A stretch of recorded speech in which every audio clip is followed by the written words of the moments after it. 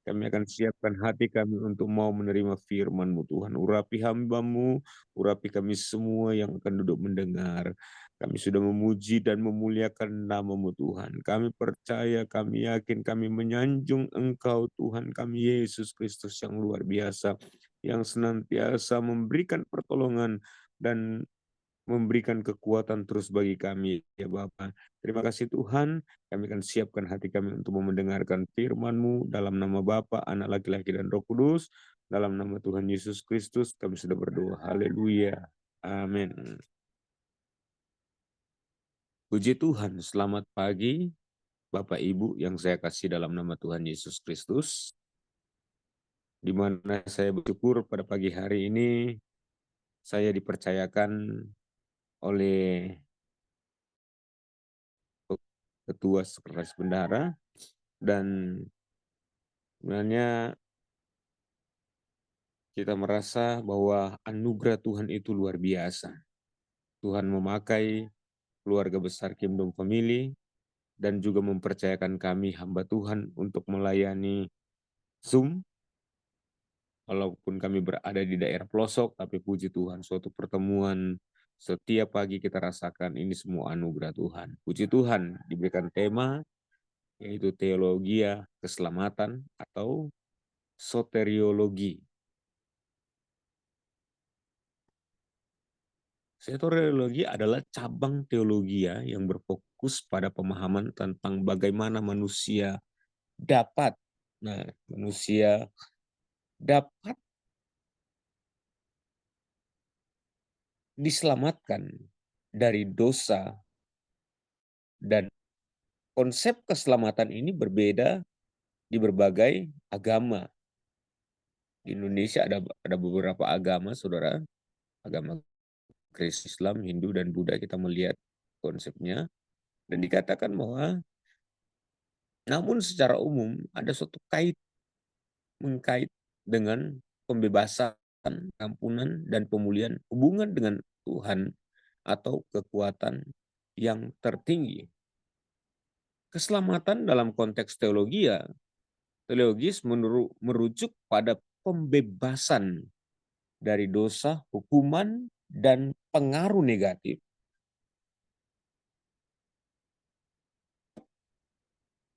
Pengaruh negatif yang ditimbulkan ini juga dapat diartikan sebagai pemulihan hubungan yang rusak antara manusia dengan Tuhan.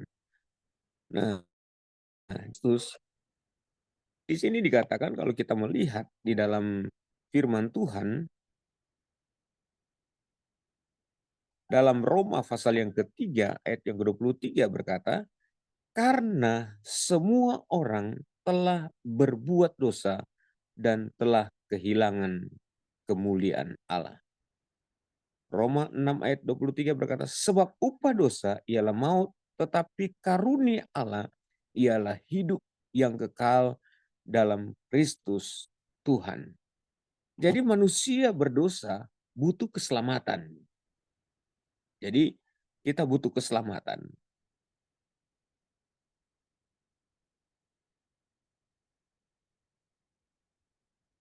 Jadi kalau kita melihat dari pandangan Kristen, keselamatan dalam Kristen seringkali dikaitkan dengan pengampunan dosa melalui iman kepada Yesus Kristus sebagai juru selamat.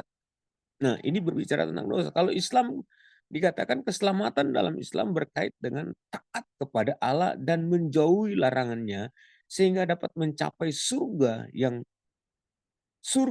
dan selamat dari neraka. Kalau Hindu, keselamatan dalam Hindu dikenal dengan istilah moksa atau mukti atau pembebasan dari siksaan dan penderitaan dunia. Kalau dari Buddha, keselamatan dalam Buddha adalah pembebasan dari penderitaan atau dukkha, mencapai nirvana dan terbebas dari siksaan penderitaan. Nah, kalau kita melihat iman kekristenan, iman kepada Yesus Kristus, dan hidup sesuai dengan ajarannya. Nah, teologi keselamatan adalah salah satu doktrin fundamental dalam kehidupan beragama karena membahas tentang pertanyaan-pertanyaan, saudara Tuhan. Kalau kita melihat ada beberapa pertanyaan di sini, dikatakan juga peran teologia keselamatan dalam kehidupan tentang beragama. Teologia keselamatan membantu umat beragama untuk memahami ajaran agama mereka. Apa itu teologi keselamatan? Keselamatan dalam teologi disebut pokok iman Kristen sebagai pengilahian manusia sebagai rahmat dan pengampunan dosa. Jadi dalam Tuhan Yesus Kristus dikatakan semua manusia telah berbuat dosa dan tidak layak di hadapan Allah. Roma 3 tadi dikatakan ayat 23, karena semua orang tidak ada yang terkecuali telah berbuat dosa dan telah kehilangan kemuliaan Allah. Ada kemuliaan yang Tuhan berikan pada manusia, tetapi telah hilang karena ulah daripada dosa. Roma 6 ayat 23 berkata, sebab upah dosa ialah maut, tetapi karunia Allah ialah hidup yang kekal dalam Kristus Yesus Tuhan kita. Jadi saudara Tuhan Yesus Kristus, yang kita melihat juga keselamatan adalah anugerah. Keselamatan tidak diperoleh karena perbuatan baik kita, melainkan karena kasih karunia, grace Allah. Efesus 2 ayat yang ke-8 ayat 9 berkata, sebab karena kasih karunia kamu diselamatkan oleh iman, itu bukan hasil usahamu, tetapi pemberian Allah. Itu bukan hasil pekerjaanmu. Jangan ada orang yang memegahkan diri. Jadi saudara Tuhan Yesus Kristus dikatakan di sini bahwa suatu anugerah yang Tuhan berikan bagi saya dan saudara. Tuhan kerjakan bagi kita. Wow, keren saudara Tuhan, mengikut Tuhan. Ketika kita mengikut Tuhan, karena kita mendapatkan kasih karunia, kita mendapatkan anugerah yang besar. Mendapatkan anugerah, orang Kristen atau orang yang percaya mendapatkan anugerah. Sebab karena kasih karunia kamu diselamatkan oleh iman. Saya diselamatkan oleh iman, saya dipanggil oleh Tuhan untuk melayani Tuhan. Dan itu bukan hasil usahamu, tetapi pemberian Allah. Wow, keren saudara Tuhan. Itu bukan hasil pekerjaanmu. Jangan ada orang yang memegahkan diri supaya diampuni oleh Tuhan. Yesus Kristus sebagai juru selamat. Kita melihat keselamatan hanya ada melalui Yesus Kristus yang mati dan bangkit. Yohanes 14 ayat yang ke-6 berkata, kata Yesus kepadanya, jalan dan kebenaran dan hidup. Tidak ada seorang pun yang datang kepada Bapa kalau tidak melalui aku. Kisah para Rasul juga. Ayat pasal 4 ayat yang ke-12 berkata, dan keselamatan tidak ada di dalam siapapun juga selain di dalam Dia. Sebab di bawah kolong langit ini tidak ada nama lain yang diberikan kepada manusia yang oleh kita dapat diselamatkan. Haleluya. Iman obatan. Manusia terhadap keselamatan adalah percaya dan bertobat. Nah, saudara Tuhan Yesus Kristus, kita ada sebagian besar dalam Zoom ini adalah orang-orang yang sudah bertobat, adalah hamba-hamba Tuhan, orang-orang yang luar biasa. Markus 1 ayat yang ke-15 berkata, waktunya telah genap, kerajaan Allah sudah dekat, bertobatlah dan percayalah. Roma 10 ayat yang ke-9, 10. Sebab jika kamu mengaku dosa dengan mulut bahwa Yesus adalah Tuhan dan percaya dalam hatimu bahwa Allah telah membangkitkan dia dari antara orang mati, maka kamu akan diselamatkan. Saya sudah diselamatkan oleh Tuhan. Saya harus berbuat sesuatu untuk menyenangkan Tuhan. Lewat kita menyembah Tuhan, kita memuliakan Tuhan, kita banyak merasakan karya-karya Tuhan yang luar biasa yang Tuhan kerjakan. Dan yang berikut adalah kelahiran baru dan hidup baru. Keselamatan menghasilkan kelahiran baru dan kehidupan yang diubahkan. Yohanes 3 ayat yang ketiga berkata, aku berkata kepadamu sesungguhnya jika seorang tidak dilahirkan kembali, ia tidak melihat kerajaan Allah. Puji Tuhan, salam Tuhan Yesus Kristus.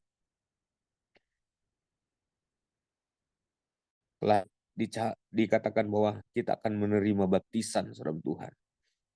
Ada pengalaman bulan lalu saya membaptiskan seseorang, saudara Tuhan.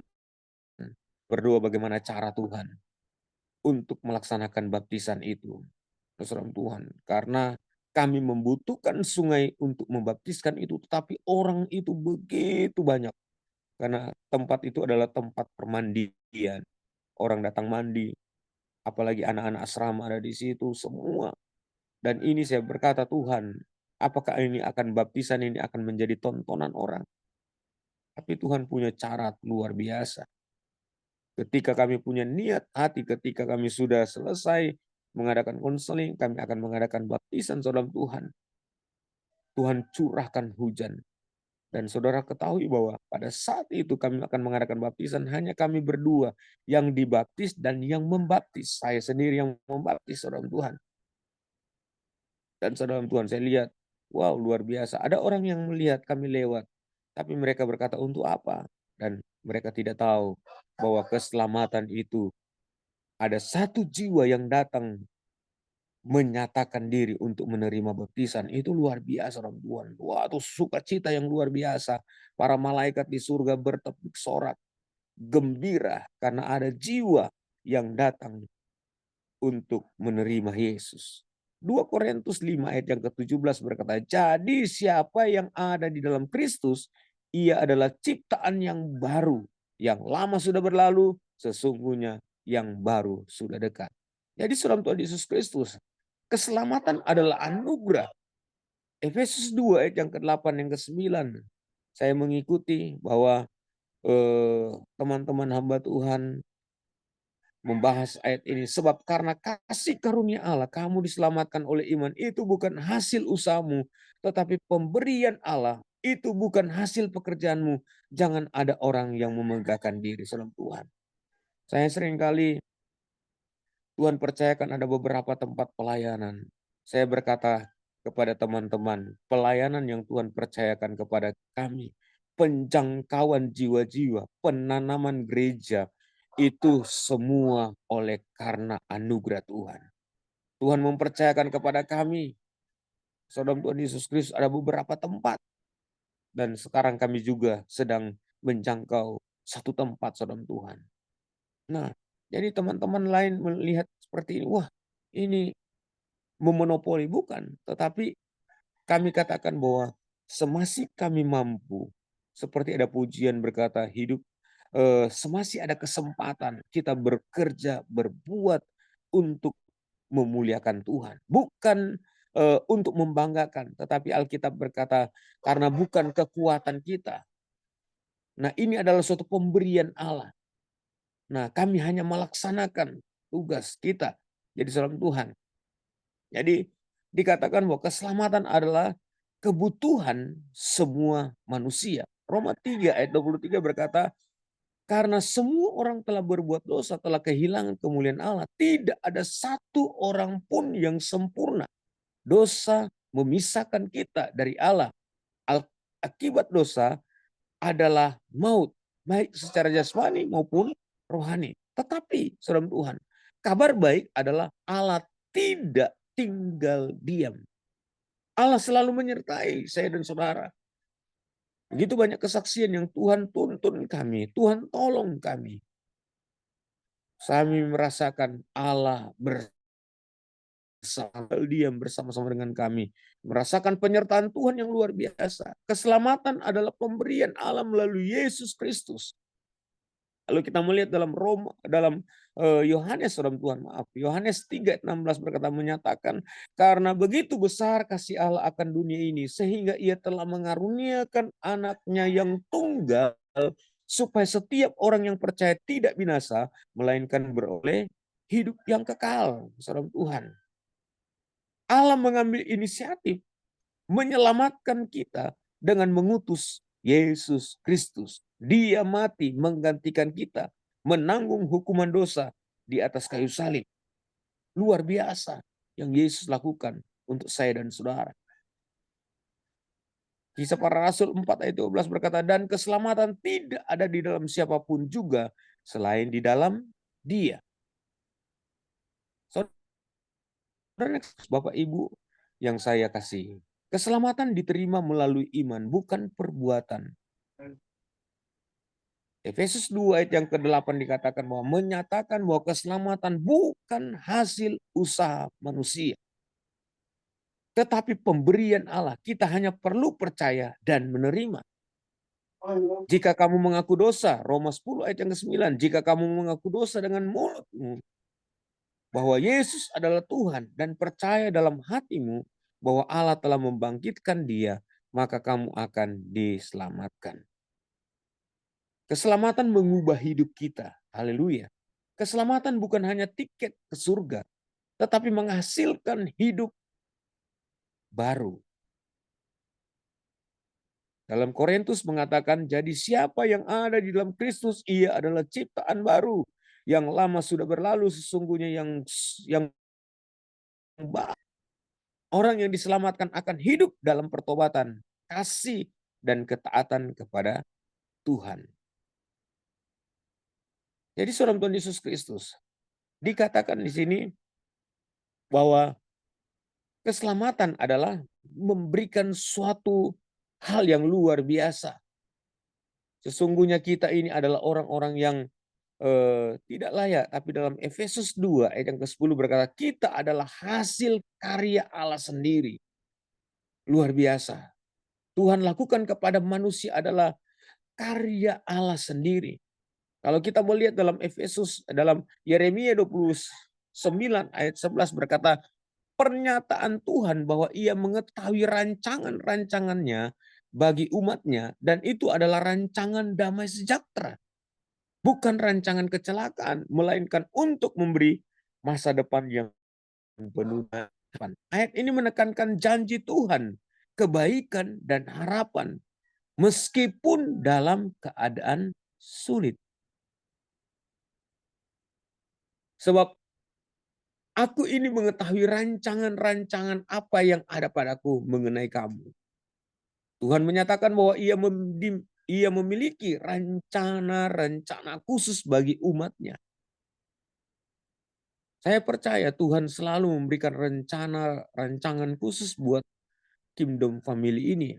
Ada suatu gebrakan, ada suatu target yang harus kita capai untuk memenangkan jiwa. Dan di sini dikatakan rencana-rencana tersebut adalah rencana membawa kedamaian dan kebaikan. Bukan untuk membawa kesulitan atau bencana, saudara Tuhan.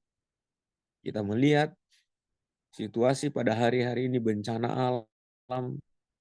Lihat Manado, saudara Tuhan. Sebentar-sebentar ada gempa bumi, sebentar-sebentar ada tanah longsor, sebentar ada rumah yang tertimpa dengan longsor. Bencana. Itu adalah bencana alam. Tetapi Allah tidak menghendaki hal itu. Allah memberikan kepada manusia, Allah membawa manusia kepada kedamaian dan kebaikan. Untuk memberikan kepadamu hari depan yang penuh harapan. Janji Tuhan adalah untuk memberi masa depan yang positif. Penuh dengan harapan dan kemungkinan baik. Apapun juga yang kamu perbuat, perbuatlah itu dengan segenap hati seperti Tuhan dan bukan untuk manusia. Dalam Kolose 3 ayat 23 dikatakan, kamu tahu bahwa dari Tuhanlah kamu akan menerima bagian yang ditentukan bagimu sebagai upah. Kristus adalah Tuhan dan kamu adalah hamba. Jadi saudara Tuhan Yesus Kristus diperjelaskan juga dalam Filipi pasal yang keempat ayat yang ke-12 memberikan konteks di mana rahasia yang ini terungkap dalam ayat yang ke-13. Akhirnya mengungkapkan isi rahasia segala perkara dapat kutanggung di dalam Dia, memberikan kekuatan kepadanya. Keadaan tidak menentu rasa cukup. Rasa cukup kita datang karena Kristus, Yesus menyertai kita dalam keadaan apapun. Jadi saudara Tuhan Yesus Kristus dikatakan di sini dalam Roma 8 ayat yang ke-28. Allah turut bekerja dalam segala sesuatu untuk mendatangkan kebaikan bagi mereka yang mengasihi Dia, yaitu bagi mereka yang terpanggil rencana Allah. Salam Tuhan Yesus Kristus. Banyak yang terpanggil, tetapi sedikit yang dipilih. Jadi salam Tuhan Yesus Kristus, saya dipanggil oleh Tuhan tahun 1991. Dipanggil oleh Tuhan dengan saya diberikan sakit yang hampir mau mati. Di saat seperti itu, di saat saya tidak berdaya, saya berkata bahwa mungkin sudah mau mati. Tetapi di situ saya menyatakan, Tuhan, saya ingin melayani Tuhan. Saya ingin mau bekerja untuk Tuhan. Saya ingin mau berbuat untuk Tuhan. Tetapi saya tidak punya kemampuan apa-apa. Saya tidak punya kemampuan, saudara Tuhan. Dan saya berkata kepada Tuhan, kalau Tuhan sembuhkan saya mau melayani Tuhan. Dan puji Tuhan, selang beberapa hari saya disembuhkan, saya dipulihkan. Ada beberapa hari saya tidak makan, tidak minum.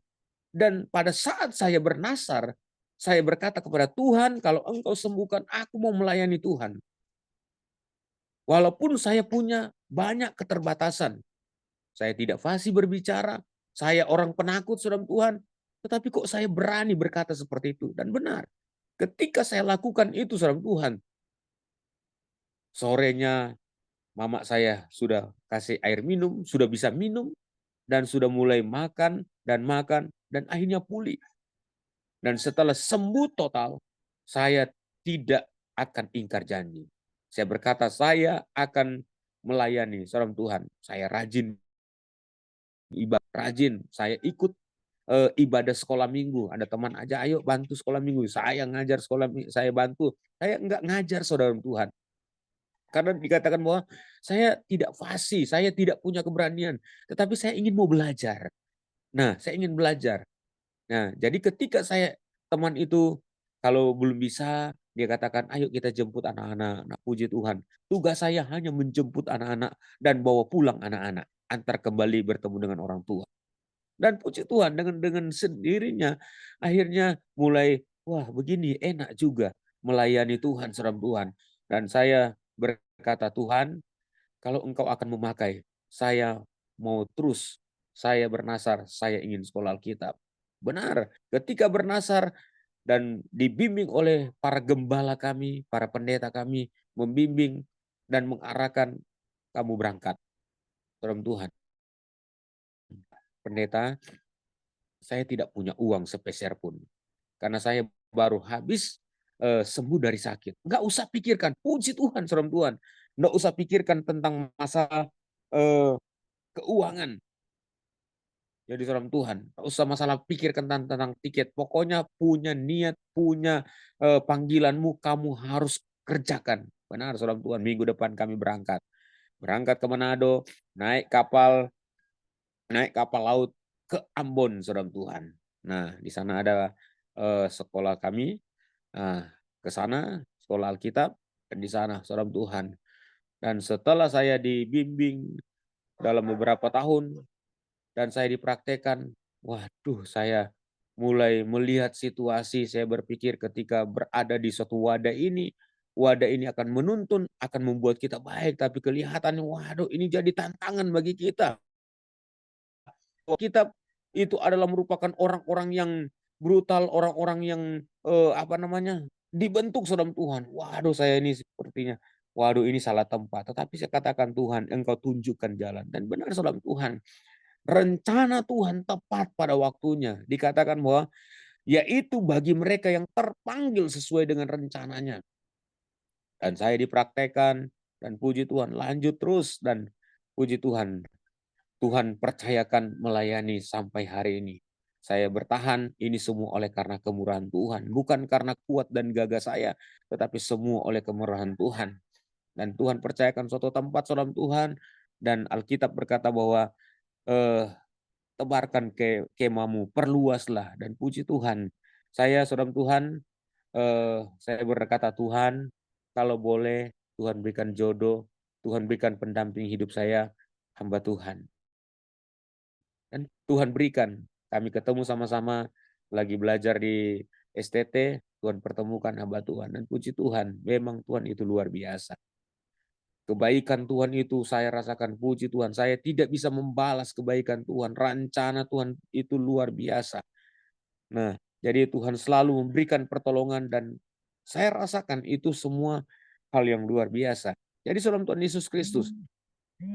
Dikatakan di sini bahwa keselamatan, ya, saudara, hari ini adalah kesempatan untuk memastikan bahwa kita sungguh-sungguh. Saya berkomitmen, saya katakan sama istri bahkan umat Tuhan, saya tetap bersungguh-sungguh. Saya tidak akan tinggal, walaupun saya banyak mendengar teman-teman, kami habis ini mau pulang ke Sumatera, kami habis ini mau pulang ke ini. Saya katakan, saya tetap sampai kapanpun Tuhan pakai, sampai aku pun tidak berdaya. Saya mau sungguh-sungguh melayani Tuhan, karena keselamatan itu adalah pemberian Allah. Nah, apakah Anda sudah percaya kepada Yesus? Saya percaya di dalam ruangan ini, semua kita percaya kepada Tuhan. Salam Tuhan Yesus Kristus. Keselamatan itu adalah hal yang luar biasa yang Tuhan berikan bagi kita. Mari kita mau kerjakan keselamatan itu dengan takut dan gentar. Dan di hari-hari pada hari-hari ini adalah hari-hari yang sangat menakutkan. Jangan mudah terpengaruh dengan keadaan situasi, wah ini seperti begini. Tetapi saya katakan apapun yang kita akan alami dan kita akan hadapi ke depan, kita tetap melayani Tuhan. Haleluya, puji Tuhan. Tuhan Yesus memberkati renungan singkat yang saya bawakan pada pagi hari ini. Mari kita berdoa. Segala pujian syukur hanya bagi nama-Mu Tuhan. Hamba yang punya keterbatasan. Hamba sudah menyampaikan kebenaran firman-Mu Tuhan. Biarlah firman yang kami dengar. Biarlah hamba-Mu telah berhenti berbicara. Tapi Allah Roh Kudus senantiasa tetap berbicara dalam hati dan pikiran kami. Untuk kami selalu menyenangkan hati Tuhan. Melayani Tuhan. Bekerja untuk Tuhan. Bukan karena kuat dan gagah.